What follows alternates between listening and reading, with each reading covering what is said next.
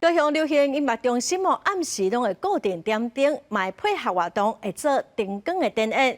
有民意代表是指出讲，高流的电池一个月就要180万，明年搁变2300万的电池，实在是真浪费。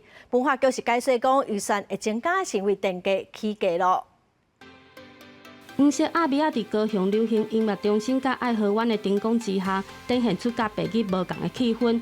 高流自2021年启用了后，除了暗时的灯火，嘛配合观光活动等做灯火的展演，电费因此真悬。有民代发现高流每年骗的电费预算要2300万。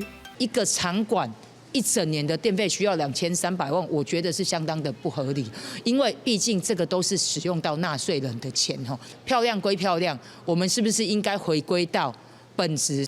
夜灯音乐表演拢爱用电，根据了解，高流每个月平均电费是180万。照片的预算来看，明年会更较悬。市民认为，若有带来观光效应，会使接受。一个城市的美观应该是还可以啦。举办活动的话，我觉得对一些商圈的活络，或者是说经济的带动，应该某程度上面是会有一些帮助。财政上面也需要做一个平衡。面对质疑，文化局解说，费用增加是因为今年电费调整，但场地租出去还是活动展演，嘛会向厂商收费。夜灯展演是智慧系统控制，无增加费用。灯光美学设计更是获得民众好评。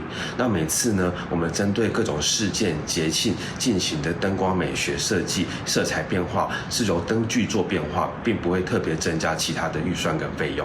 高流因为建筑特色甲夜灯变成在地知名的地标，但民代认为相关水电还是维护等预算，拢是人民的税金，要求文化局要检视预算斟酌运用。记者陈焕武、柯正俊高雄报道。